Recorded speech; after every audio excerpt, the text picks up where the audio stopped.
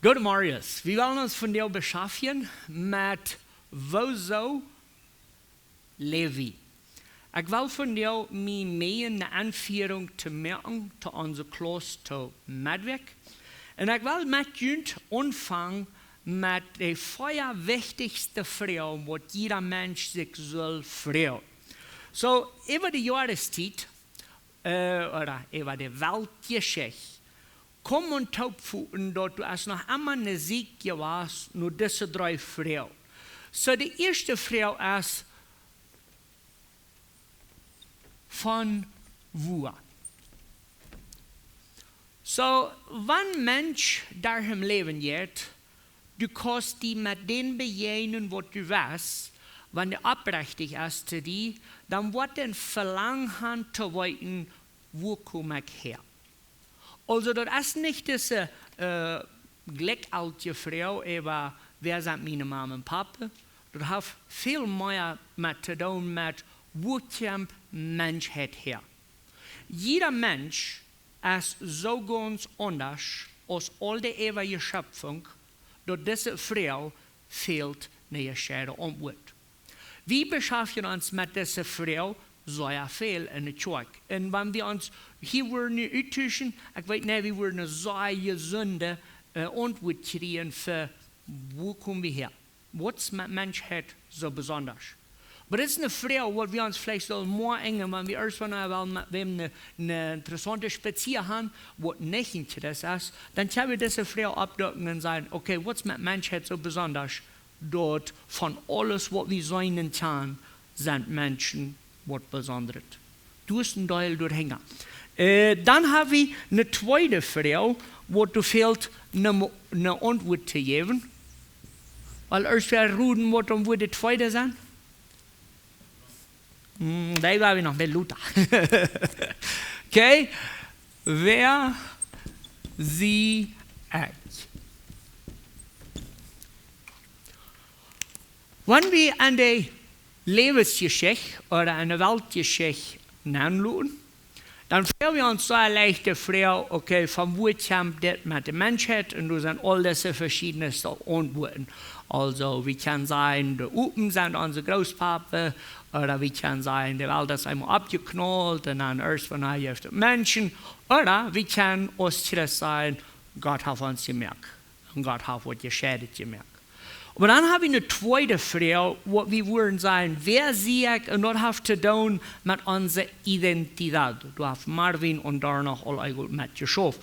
Also das hat nicht bloß zu tun mit Utfang, wer ist mein Name oder was ist meine Arbeit. Das hat zu tun mit der Essenz. Das hat zu tun mit zu Wort sehe ich. Oder was Hauptort dort ich lebe.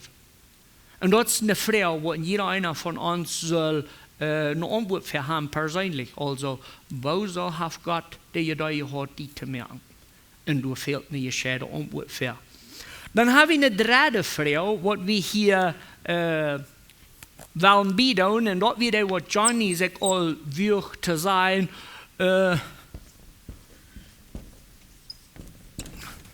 Warum?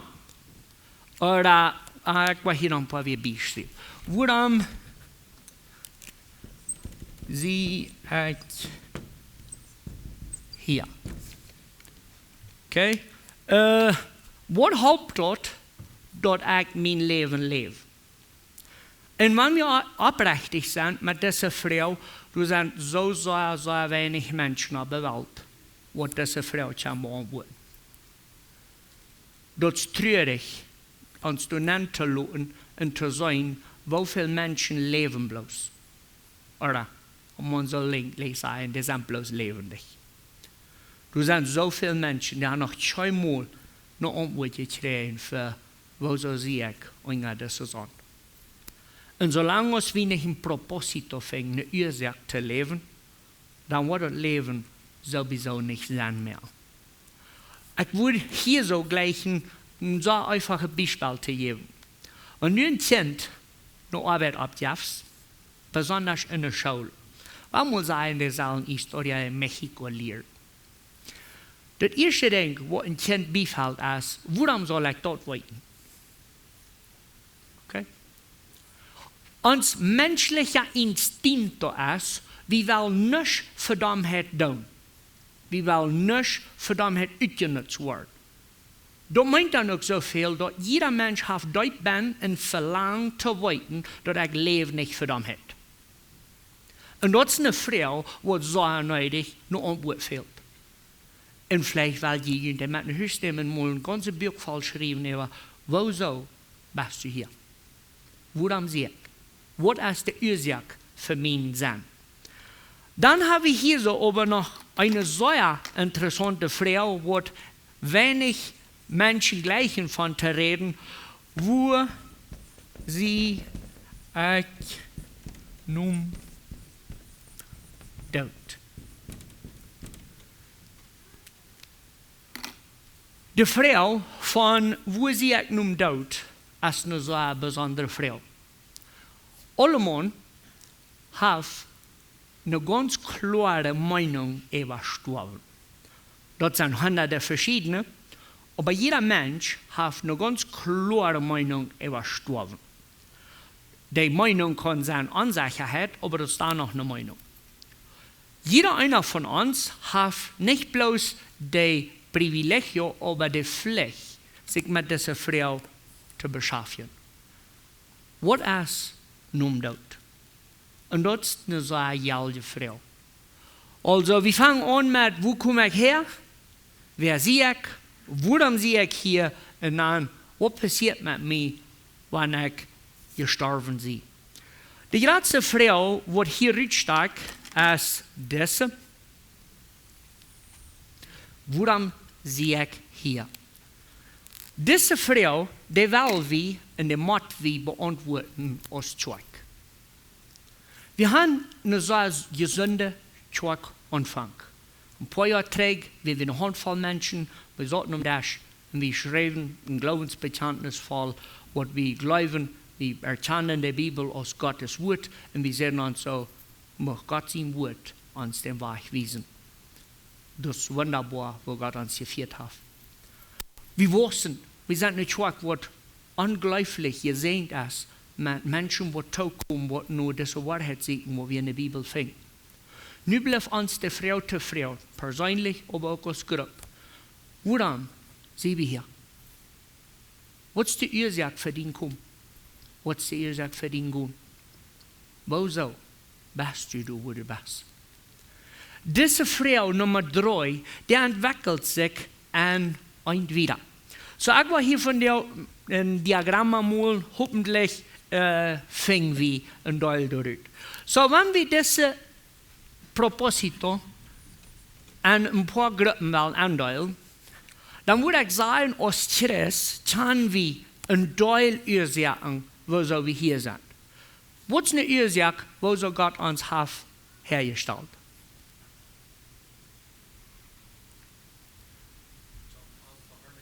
Sehr gut, Adoration. Okay?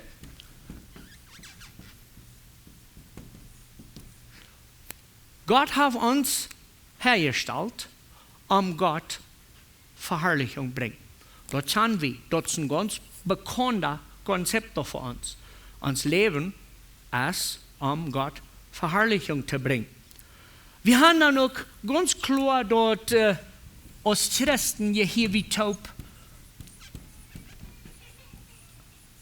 Wir sind eine Familie. Wir haben dort über dem gelehrt, dort ich und Isaac sind Brüder, wir lecken uns nicht, aber wir gleichen uns, schaffen den Himmelreich und wir gehören zu dieser Familie. Und ob so wir dort sehr wenig tun, wenn wir taub sind, ich bin sehr glücklich, dass ich kompakt sein von der Versammlung mit euch taub. Ich gleich dort Johnny eine Weg trägt, wohl Fleisch war, und wenn dort meinen so viel in Jank am uns taub zu sein. Das ist super. Kommunität verstehen wir. Wir wollten doch gut, dass wir wollen taub sein. Dann haben wir einen dritten Punkt, dort wir sind hier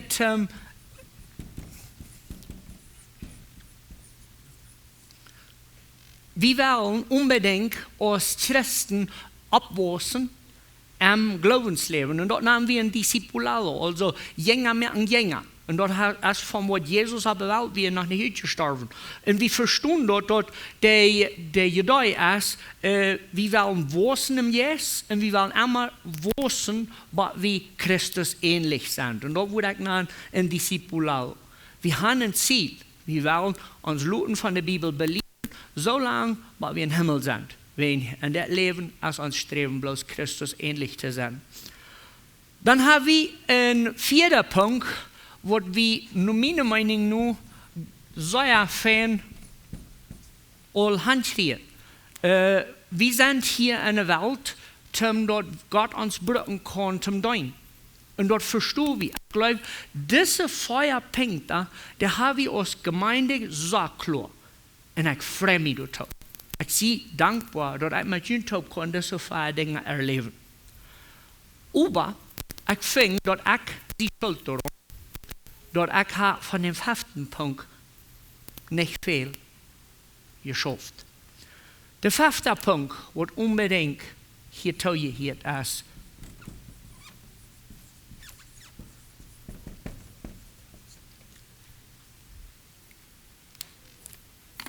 wir sind berufen. Wir sind nicht auf dieser Erde, bloß zum die erste Feierdinge hantieren. Wir sind hier als Anbeter. Und dort schauen wir geben Gott die Ehre. Wir sehen in der Tür und wir sagen, wow, Gott hat sich wirklich was Cooles gedacht. Wir wollten noch Gott, dass wir hier in Taub und wir haben uns so viel gewaschen und wir verstehen uns und du bist so dankbar für. Wir wussten jeder Tag im Glauben und ich bewundere, wo Gott uns abtreibt. Ich weiß ganz genau, dass wir sind begabt in Dein. Aber wenn ich nur mitkriege, in unserer Versammlung, ihre Anstellung, dann merke ich, dass das evangelisiert als schwach. Und wir haben das irgendwie nicht begriffen. Das ist die Antwort für diese Frau. Und jeder einer von uns ist berufen, die gute Botschaft von Radung wiederzugeben. Und wenn du das noch nicht weißt, dass du dort zu brücken bist, dann bist du von der Bereich steht. Wenn ich will dir das sagen. Gott hat dir gemerkt, das ist die erste Frau. Zweitens, wenn du im Glauben an Jesus bist, dann bist du ein Gottes Kind. Und das ist der ganz höchste Staub, wo ein Mensch jemals abkleiden kann. Dort umzuführen und festzuhalten, ich sehe Gott sein Kind durch die Gnade, was Jesus mir gegeben hat. Aber in den 3. Punkt, worum sehe ich hier?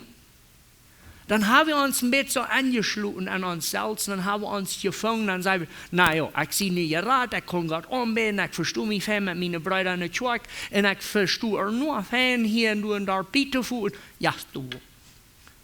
Und das ist bloß die halbe Ursache, was wir hier sagen. Das ist Zeit, dass wir unsere Ursache finden, das Evangelium wieder zu geben. Vielleicht sehen wir nur ein bisschen aus, ja, nu wollen wir, das ist fein. Ich will mit Ihnen taupen, ein klein bisschen die Länge der Bibel checken und sagen, wo soll ich behaupten, dass jeder einer von Ihnen mit mir taub verpflichtet ist, Evangelium wieder zu geben. Sag wir das mal auflassen und dann wollen wir hier ein paar Punkte abschreiben.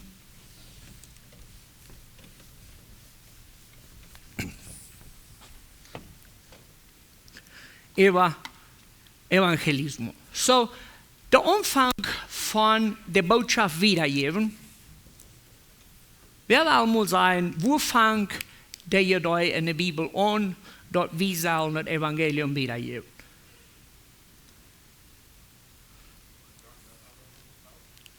Más o menos. En Nienbund.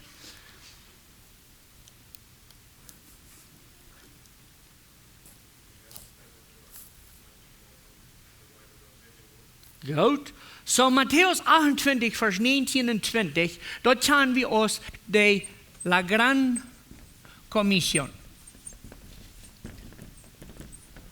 Also das große Utschecken. Die erste Sache, was wir machen wollten, ist, Evangelium wiedergeben, ist noch einmal, wenn du warst, dann da hier was. Das Evangelium zu predigen ist ein Gebot. Und das schauen wir aber einmal. Die Bibel lehrt uns auf 3 verschiedenste Wege. Die Bibel lehrt uns der Geboten, die lehrt uns der Beispiels und die lehrt uns der Stopp, was ausgeschlossen ist. Und immer wenn die Bibel sagt, du sollst, dann kann wir nicht fragen, wenn wir das nicht janken, brückt dann nicht. Wenn ein Gebot ist bloß nicht von uns janken aufhängig. Und du weißt, nehmen wir Matthäus 28, Vers 19 und 20 aus dem Gebot an. Dort sagt du, por tanto, id y haced discípulos a todas las naciones. Dort sagst du nicht, wenn ihr dort jankt, dann gut. Dort sagst du, nur gut. Und merkt Jünger an alle Welt. Markus 16, 15 sagt, nur gut, durch die Welt, predigt das Evangelium an alle Schöpfung. Also das ganz Erste, was wir machen wollten, ist, dass das Evangelium predigen ist ein Gebot. Und daher ist in jeder Mensch verpflichtet. Wenn wir uns hier nennen und wir wollen anfangen wollen, eine Selektion zu machen, oder dort nein, wer ist dann nu, wer soll gehen und wer soll nicht gehen, da wird es schwierig mehr. Wenn man wie so einen Tag so sieht, in Matthäus 28 oder in Markus 16, da merkt schon einen Unterschied zwischen den Personen. Du hast nicht so, dass der Diakon soll oder je soll nicht wem wählen, zum predigen. Das ist ein Ding, was in unserer Natur aus Christus soll rauskommen. Jeder Christ ist von Natur aus ein Prediger, wer das Evangelium wiedergibt. Also ist das nicht eine Wahl, das ist bloß eine Entscheidung, wo ich treu sein an das. Dann fingen wir, dort das Gebot, habe ich dann nicht ganz klar gestellt, ich will hier noch handschreiben, todos. Alle Mann soll gehen predigen. Krieg in den selben Text an Matthäus 28, Vers 19, du sollst wir uns dann die Frau fragen, an wem soll gepredigt werden? Wo sollst du predigen?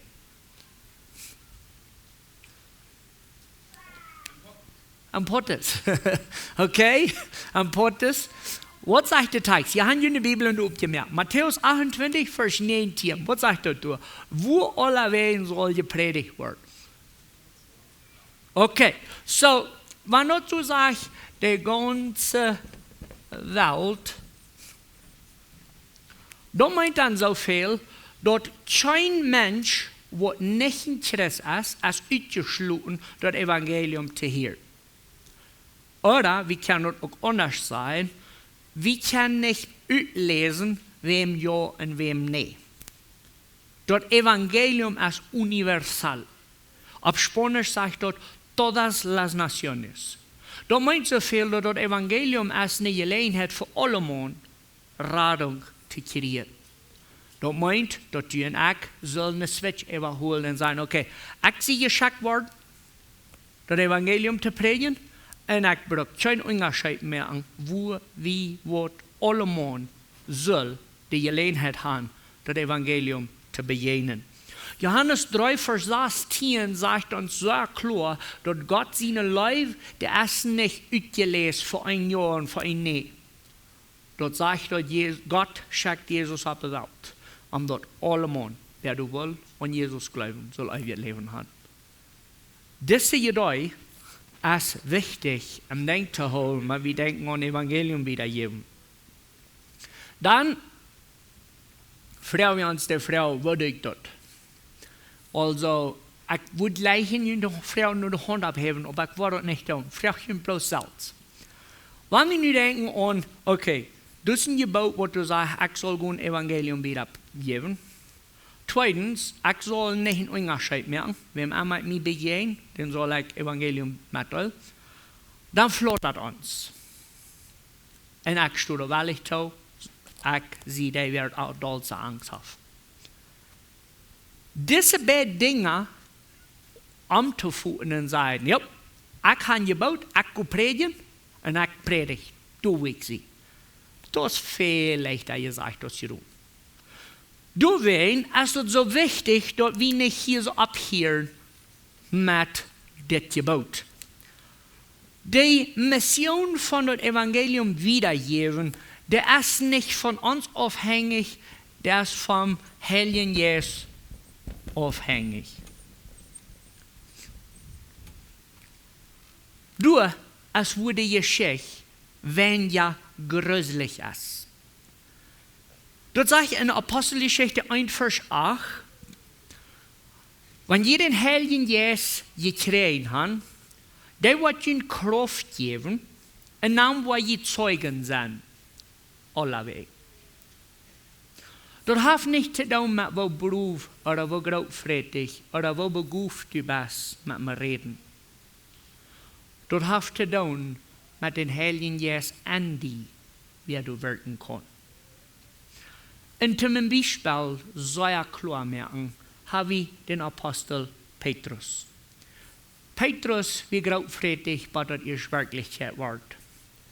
Und dann wird er am Garten mit Jesus taub, und dann kommen die Soldaten mit Maßhasch und Steiger, und dann klärt er ut. Und dann wird er aber doch neugierig, dann ging Jesus heran. Und dann fragen die den, hey, bist du nicht auch einer von den Jungs?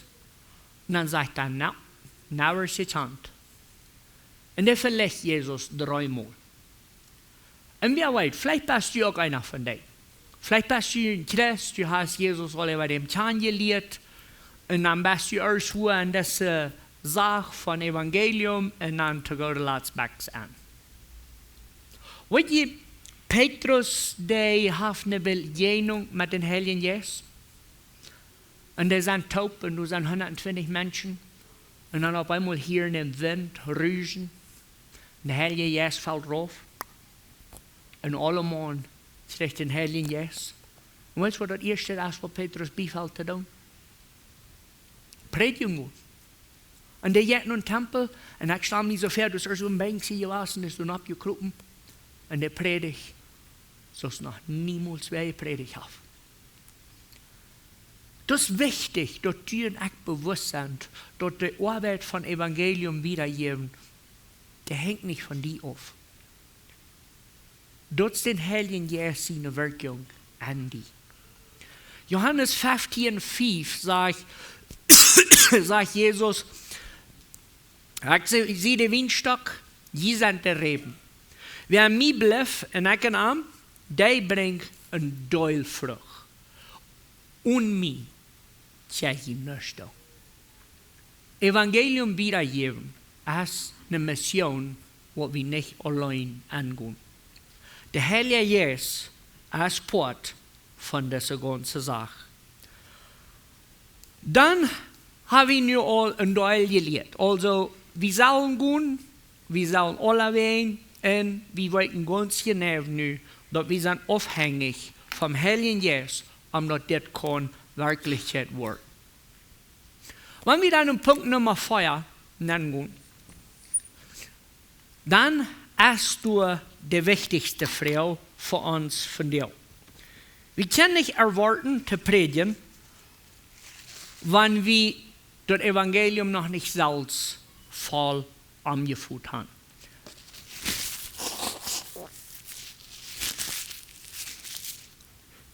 Wir machen hier so unbedingt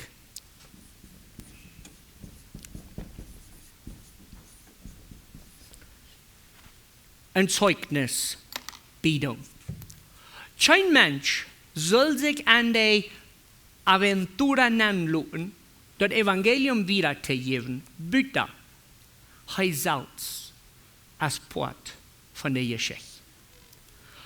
Wenn wir Markus 4, Vers 19 lesen, dann wollen wir dort Markus 4, als der schöne Geschichte von diesem besäten Mann durch bei der Jereva in Gadara.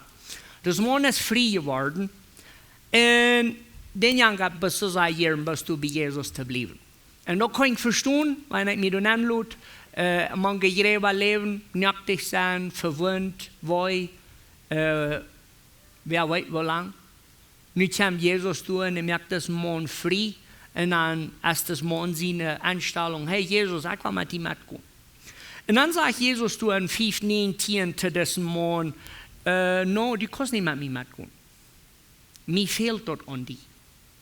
En dan zegt hij toe, ga naar huis, ga naar de dienje en vertel die, hoe groot de Heer zich aan die bewezen heeft. En wat voor grote dingen hij aan die gedaan heeft. En hoeveel medelijden hij met die gehad heeft. Zeugen van Jezus heeft zoveel te doen met du hast Jesus beleefd. En ik weet, onze Jugendlichen oder onze jonge mensen, wat zich aan rijden merkt met voor onze Evento, die hebben al eenmaal een stund verbracht met erzeugnis daar arbeiten en zeggen, hey, wo zeg ik er weer wat ik met Jezus begeerd heb? Dat is wichtig. Du zelfs moet klaarheid hebben. Wenn du nicht Klarheit hast, dann sieg, solange als je hast. Wat je hast. 1. Petrus 3, Vers 15 sagt, heiligen zelfs en je harten en ziet immer reut, je Glauben te verteidigen. Du kannst nicht gleichzeitig an das non-gegaan Wort, das hat zu tun mit ganz bewusst uns das Evangelium handgeben, wenn wir selbst fort sind vom Evangelium. Dann sagen wir uns so, okay, das ist nu al een normale weg en ik geloof ook dat is. Maar we hebben hier nu nog, wat doen we dat dan nu? Okay, so, wir sollen das Evangelium wiedergeben an der ganzen Welt. Wir sind vom Heiligen Geist abhängig. Wir wollten dort dann nu, wir müssen selbst das Evangelium gelebt haben, belebt haben, frei geworden sind. Dann fehlt uns noch zu wissen, was ist bei das Evangelium wiedergeben alles mit bei. Hier so will ich Wort in Wandel handschreiben. Wie ein Evangelium wiedergeben hat nicht bloß zu tun mit Gott alle Sorten sein. Sehr viele Menschen kommen zum Glauben, wenn die Hand gesagt mehr ausgehört. Matthäus 5, Vers 16. Matthäus 5, Vers 16, du predigt Jesus, und dann sagte du so still. Lutjen Lech, für die Menschen schien, so dass sie eine gute Worte sein, und Gott verherrlichen, der am Himmel ist. Diese Worte sind Port von dem ganzen Pack. Vielleicht kann ich ihn dann abhalten, so steht. Die Dinge, die ihr schätzt zu tun, oder die Dinge, die ihr schätzt nicht zu tun, sollen entschätzt werden, wenn du sagst, wenn Menschen mich sein, die sollen Jesus feiern. Du brauchst nicht heucheln. Du brauchst bloß die Frau recht antworten. Als dien verlangt, dass wenn Menschen die Worten sein, dass die werden verlangen haben, an Jesus zu glauben. Das ist eine interessante Frau. Und ich fühle mich selbst geschätzt angeregt durch das. Stell dir vor, ich freue mich diese Frau, wenn ich zum Morgen zur Schule fahre. Und dann würde ich sagen, sie ist bewusst, dass so ist ein Schullehrer sie. Das soll die Kinder, was mich kann, und verlangen geben, Jesus zu lernen. Ich weiß ganz genau, wenn wir auch immer bloß werden, du anfangen mit sagen, meine Worte, mit ein Evangelium predigen, dann wollen wir einen guten Anfang haben. Kolosser Kapitel 4, Vers 5 und 6 sagt,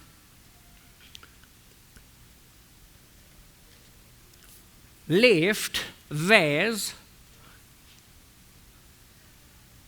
zodat de van buiten Radung worden kriegen zu der rechten Zeit. Mocht je woord, immer, genoeg, zult, en dan nog te brücken zijn ten Frauen ontmoet. De ganze Kolosserbrief ist eine Abschwappung mit, wir können nicht durch das Leben gehen glücklich. Wir haben zwei so große Verantwortungen. Wir haben eine Verantwortung zu leben, sodass alle Menschen uns begegnen, sagen, wow, das was der hat, das muss ich auch können. Und das zweite Ding ist, unsere Rede soll dann noch einen großen Unterschied machen. Dann kommt noch das Schwanzte von der Olle. Wenn wir das nicht alle weiten,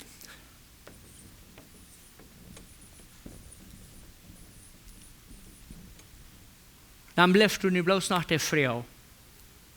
Weißt du dort? Dort halb rennisch, wenn ich diese ersten 5 Punkte alle weit und ich mich nicht bewusst entscheide, dort zu tun. Jeder Mensch, der die Bibel, fing wie, der hat eine Wohl. Jesus raubt seine Jünger und sagt, komm, folgt mir mal nur, der hat eine Entscheidung. Du kannst dem lesen, was du weißt, durch die Bibel, du wirst immer eine Entscheidung finden. Sie will den Raub unternehmen, Evangelium zu verbreiten. Jesaja 6, Vers 8, du hast diese sehr bekannte Schrift steht, wo du diese Stimme ist und dann sagt du, nur dem jeder Gott seine Stimme, der sagt, wem wo ich schatten? Wer ist du, wer wird für uns gut? Und dann sagt du, hier ist ich war gut. Weet je, ich bin so begeistert von dem ganzen Pack, was wir in Hand haben, mit diesem Event Evangelistico. Aber das hat mich angesteckt. Im Sinne von, wir als Gemeinde haben ein Ziel, wo wir ziemlich schwach sind. Wir haben uns bis noch nicht so nicht mehr beschäftigt. In der Frau ist, sehr wie reut, uns Proposito, uns Ziel als Christen, zu packen und abzustehen und gehen predigen. Römer 10, Vers 14 und 15 sagt, wo sollen Menschen glauben, wenn keiner denkt, was predigen? Und wo wollen die glauben, wenn die noch niemals was gehört haben? Wo wollen die hier, wenn keiner je predigen? Wir haben eine Verantwortung, eine große. Und dann müssen wir aus dieser Wege retirieren. Da kann ich hier bleiben. Und ich freue mich für was Gott an Hand hat mit uns. Weil wir dort beten. Vor dem Himmel, wir danken dir für diesen Scheinmorgen. Wir danken dir, dass du uns genug geschenkt hast, Glauben geschenkt hast, dass wir an die Radung gefunden haben. Wir danken dir für ewiges Leben und für das schöne Gemeindeleben, das du uns schenkst, wo wir uns jenseitig gleichen, wo wir taub kommen, die zu verherrlichen, wo wir uns jenseitig deuten und abnehmen. Wir danken dir dafür. Wir beten von dir aber ganz besonders, dass du uns warst, die aufmerken, dort hat Weg und dass du uns warst, durch den Heiligen Geist fallen, dass wir waren, lebendig waren am Predigen. Mach durch uns das Evangelium verspreit wird, mach wir die sein, was du willig sind zu tun, wo immer du uns hanwächst. Wir beten, dass du uns kannst brücken und dass dein Will, was durchdringt an uns, so dass noch ein Teil Menschen zu deiner Wahrheit, zu dein Licht, zu deiner Gnade, zu deiner Radung kommen. Wir beten dort in Jesus' Namen. Amen.